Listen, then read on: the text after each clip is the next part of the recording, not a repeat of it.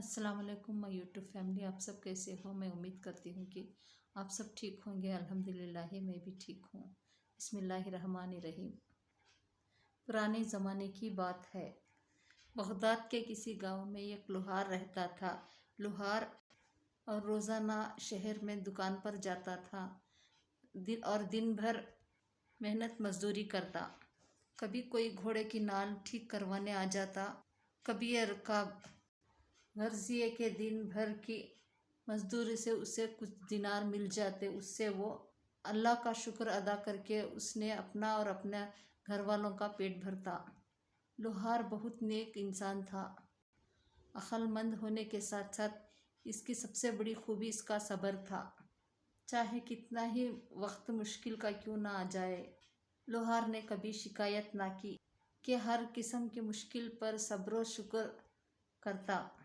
इसी वजह से गांव वाले ने उसे साबर का लक़ब दे चुका था। पूरे गांव वाले इसकी सिर्फ के वजह से इसकी पूरी बहुत इज्जत करते थे।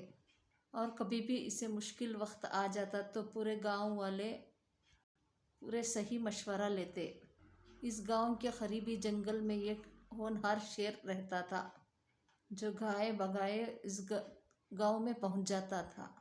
और इस गांव के दरिंदे ने उस जानवरों को बहुत सारे जानवरों को लुकमा बना लिया था। गांव वाले इस शेर से बहुत बेहद तंग आ चुके थे। सब गांव वाले मिलकर मुसाबिर के पास गए। कोई ऐसा मशवरा मिल जाए कि इस दरिंदे से जान छूट जाए। गांव वाले ने कहा, इस शेर को जंगल में जाकर मार देना चाहिए। मगर मुसाबिर बोला, भाई अगर मैं बोलूं तो मेरा मशवरा मानो तो सब्र करो, इनमें भलाई है, क्योंकि ये शेर है, ये बकरी नहीं जिसे आराम से काट डालोगे। अगर ज़रा सी भी गफलत हुई तो किसी की भी जान जा सकती है। मुसाबिर की ये बात सुनकर गांव वालों ने मुसाबिर की बात ये मान लिया और सब्र करने में ही बेहतरी जाने। अभी एक दिन ही गुजरा था। खुदा का करना ऐसा हुआ कि एक दो शिकारी इस गांव में पहुंचे कि शेर के मंजे हुए शिकारी थे। गांव वालों ने शिकारी को बताया कि शेर इस साथ वाले जंगल में रहता है। शिकारियों ने उनका शुक्रिया अदा किया कि जंगल के तरफ रवाना हो गए। और अगली सुबह शिकारी गांव पहुंचे तो अपने साथ शेर की लाश भी ले आए, जिसे उन्होंने बड़ी जवामर्दी से मार गिराया था। गांव वाले ने जान अब खूनखार दरिंदे से जान छूट चुकी थी।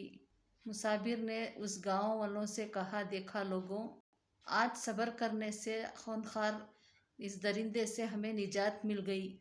अगर इन शिकारियों के बरत इन गांव वाले खुद जाते, ये दरिंदा शायद हमारे ख्वाबों में भी नहीं आता और किसी की जान भी ले लेता। अगले कुछ दिन में सुल्तान के तरफ से चंद करिंदे आए कि जंगों की मद में एक चंदा इकट्ठा करते थे। उन्होंने गांव वालों से बहुत बुरा सलूक किया और उनका सुकून बर्बाद कर दिया।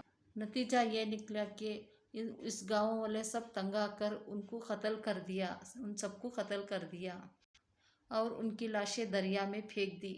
इसके बाद वहां से वो खुद फरार हो गए। अब गांव वालों की नींद हराम हो चुकी थी, क्योंकि उन्हें मालूम था कि जब भी सुल्तान को इस बात की खबर होगी कि रियासत के कारिंदों को कत्ल कर दिया गया है, तो पूरे गांव वालों को उसने तहस नहस कर देगा। पूरे आम गांव वाले फिर से मुसाफिर के पास गए ताकि इससे मशवरा कर सके। मुसाफिर ने पूछा, तुम लोगों का क्या ख्याल है, क्या करना चाहिए? गांव वाले ने कहा, हमें जल्द से जल्द सुल्तान के हुजूर पेश हो जाना चाहिए और इससे माफ़ी तलब करके मांग मान लेना चाहिए। मुसाफिर कहने लगा कि मेरी राय है तो सब्र करना चाहिए तुम्हें सब। अगर तुम जाना चाहते हो तो खुशी से जाओ, मगर मैं तो अभी सब्र ही करूँगा। मैं ये देखूँगा कि वक्त क्या कमाल दिखाएगा। साबिर की ये बात सुनकर पूरे गांव वालों ने ये फैसला किया सब्र करने का और सुल्तान के पास जाने का फैसला तर्क कर दिया। कुछ ही दिनों के बाद सुल्तान को मारे गए रियासत के कारीगरों को मारे जाने की खबर मिल गई। सुल्तान गुस्से से आग बगोला हो गया। सिपाहियों का एक दस्ता बेचकर गाँव वालों पर हमला करवा दिया। सिपाहियों के इस दस्ते ने पूरे तहस नहस और बर्बाद कर दिया। गाँव वाले ने मुसाफिर के पास आए और कहने लगे, पूरा गांव तबाह हो चुका है, चलो सुल्तान के पास जाकर माफ़ी दरख्वास्त करते हैं। मुसाफिर ने फिर यही जवाब दिया कि भाई, मेरे तरफ से तुम सब सब्र करो और सुल्तान के पास ना जाओ। गांव वाले ने कहा कि आज तेरे सब्र की वजह से ही हम इस हाल पर पहुँचे हैं, अब और क्या चाहते हो। आखिर गांव वाले सब इकट्ठे होकर सुल्तान के पास हाजिर हुए और माफ़ी की दरख्वास्त की, उनके गांव को दोबारा खुशहाल कर दे। सुल्तान ने कहा, अगर तुम पहले ही मेरे पास आ जाते तो आज तुम्हारा गांव सलामत होता। गांव वालों ने कहा, हुजूर, हम तो तुम्हारे पास आने के लिए इरादा कर चुके थे, मगर हमारे गांव में एक मर्द ज़ाहिर लुगार है। सब गांव वाले उसके पास मशवरा किए बगैर कुछ भी नहीं करते। हम पर कोई भी हादसा पड़े तो हम तो उसी से ही मशवरा करते हैं। बहुत सारी मुसीबतों से हमें निजात मिल जाती।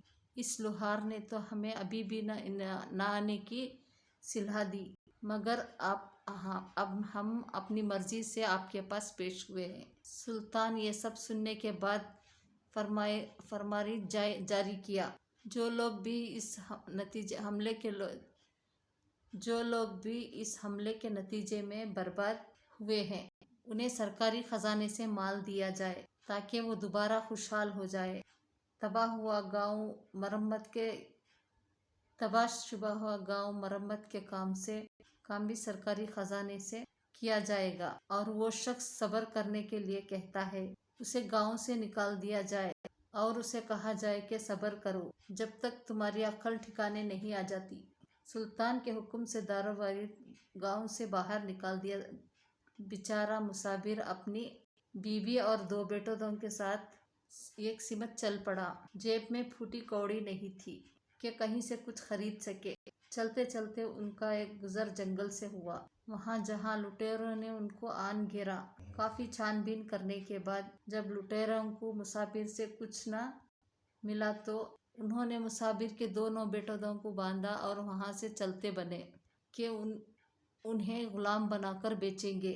मुसाफिर ने सब्र कर लिया, मगर इसकी बीवी रोने लगी। मुसाफिर बोला, ऐ औरत, सब्र कर, अल्लाह हमें ज़रूर इस मुश्किल से निकालेगा। उन्होंने अपना सफ़र जारी रखा।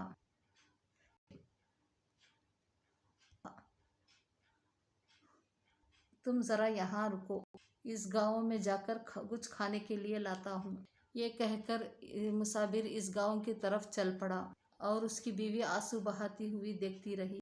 अभी थोड़ी ही देर गुजरी थी, एक सिपाही का गुजर वहां से हुआ। वो ज़बरदस्ती मुसाफिर की बीवी को गुलाम बनाकर उसके साथ ले गया। जब मुसाफिर खाना लेकर वापस आया तो अपनी बीवी को ना पाकर बहुत गमगीन हुआ और खून के आंसू पीकर रह गया, मगर इस बार भी सब्र करने का फैसला किया। चुनाचे इसने अपना सफ़र जारी रखा। जंगलों सहराओं को अबूर करते करते दूसरे मुल्क के किसी शहर में पहुंच गया। शहर में दाखिल होते ही उसे एक सराइल नजर आए और वो सराइल में दाखिल हो गया। इत्तेफाक से एक अमीर मुसाफिर सब लोगों को खाना खिलवाया उधर रहम कर रखा था। मुसाफिर ने भी उधर पेट भरकर खाना खाया और अल्लाह का शुक्र बजार लाया। फिर इसने सराय के मालिक से कहा, भाई, एक मैं मुसाफिर लोहार हूँ, क्या मुझे यहाँ कोई काम मिल सकता है जिससे मैं अपनी मेहनत की रोज़ी कमा सकूं। सराय के मालिक ने जवाब दिया, मेरे पास अभी कोई काम नहीं है और शहर में वैसे भी लुहारों की भरमार है, लिहाजा मुझे नहीं लगता कि तुम्हारे पेश।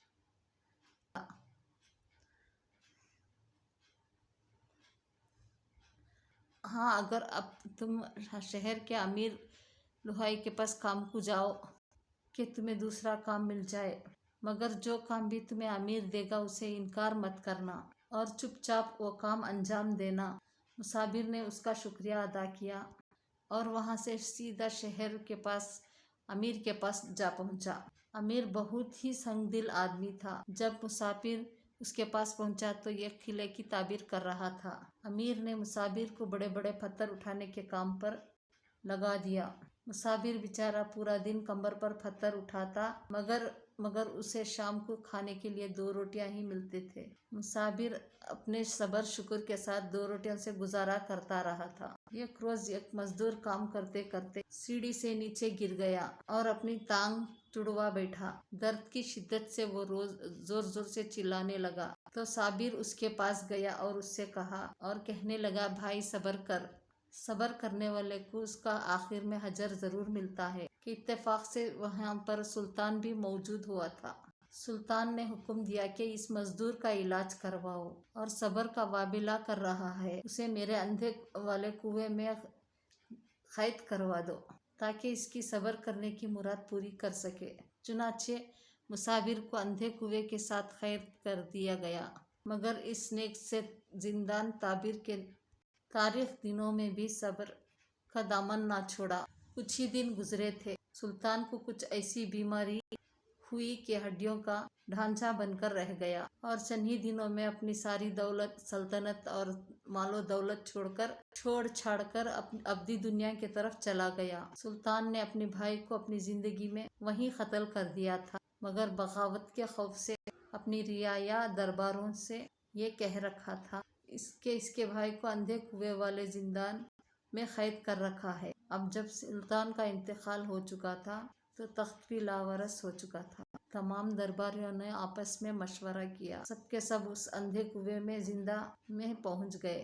وہاں پر انہیں جا کے دیکھا کہ مصابر اللہ کی یاد میں مشغول تھا۔ درباریوں نے اسے سلطان کا بھائی سمجھا اور اسے جھک جھک کر سلام کرنے لگے۔ مصابر کو کچھ بھی سمجھ نہیں آ رہا تھا کہ یہ معاملہ کیا ہے، چنانچہ یہ سوچا کہ اب بھی اس میں صبر کیا جائے بہتر ہے۔ بھائی اسے سلطان محزن کہتے ہوئے وہاں سے لے گئے اور شاہانہ لباس پہنا کر تخت پر بٹھا دیا۔ مصابر اب ایک سلطان بن چکا تھا اور اسے معلوم تھا کہ اللہ نے صبر کے بدلے میں فضل کیا ہے، چنانچہ وہ امن و امان کے ساتھ حکومت کرنے لگا۔ رعایا بہت خوش تھی، ایک ظالم بادشاہ سے نجات مل گئی اور اب نیک دل بادشاہ ان پر حکومت کرتا ہے۔ کچھ ہی عرصے میں ایک مصابر اور ایک نیک دل سلطان ہونے کی وجہ سے مشہور ہو گیا۔ اس کی بیوی نے ایک سپاہی نے اس کو غلام بنا کر رکھا گیا تھا۔ جب اس کو پتہ چلا کہ ملک کا سلطان ایک نیک دل اور انصاف پسند انسان ہے تو وہ بھی ایک سلطان سے انصاف مانگنے کے لیے دربار میں حاضر ہوئی۔ وہ صابر نے اپنی بیوی کو فوراً سے پہچان لیا، مگر اس نے خاموش رہنے کے لیے اشارہ کرتے ہوئے حکم دیا کہ اس عورت کو میرے محل میں بھیج دیا جائے۔ وہ صابر نے اگلا حکم دیا کہ اس سپاہی کو پیش کیا جائے۔ جب یہ اس عورت کو بھیجا غلام بنا رکھا تھا اور اس سپاہی کو مصابر کے حکم سے پیش کیا گیا۔ مصابر نے اس سپاہی کو زندان میں قید کر دیا گیا اور صبر کرنے کی تلقین کی۔ ایک درباری کو بہت تعجب ہوا کہ سلطان کل تک تو بڑا نیک بن چکا تھا کہ اور آج پرائی عورت کو اپنے محل بھجوا رہا ہے۔ کچھ ہی دنوں بعد وہ لٹیرے جنہوں نے مصابر کے بیٹے کو اغوا کیا تھا، انہوں نے سوچا کہ ہم سلطان کے درباروں میں غلاموں کی طرح تعبیر بن کر جائیں گے اور ان دونوں لڑکوں کو اچھی رقم کی اس میں بیچ دیں گے۔ وہ انعام کے لالچ میں سوداگر بن کر مصابر کے محل میں پہنچ گئے تو وہ صابر نے اپنے دونوں بیٹوں کو جب دیکھا تو ان کو بھی فوراً پہچان گیا اور آنکھوں کے اشارے سے ان کو بھی خاموش رہنے کا حکم دیا۔ مصابر نے کہا، یہ دونوں لڑکوں کو میرے محل میں روانہ کرو اور دوسرے لٹوروں کو ان زندان میں قید کروا دیا اور صبر کرنے کی تلقین کی۔ جس درباری کو پہلے تعجب ہوا تھا، اس بار اس کا تعجب انتہا کو پہنچ گیا۔ وہ مصابر سے کہنے لگا، حضور جان کی امان پر کچھ عرض کروں؟ تو صابر بولا، پوچھو کیا پوچھنا چاہتے ہو؟ درباری بولا، حضور میں آپ کے نیک ست ہونے کا گواہ، مگر ان آپ کے سخت دونوں فیصلوں سے مجھے مبتلا کروا رکھا گیا۔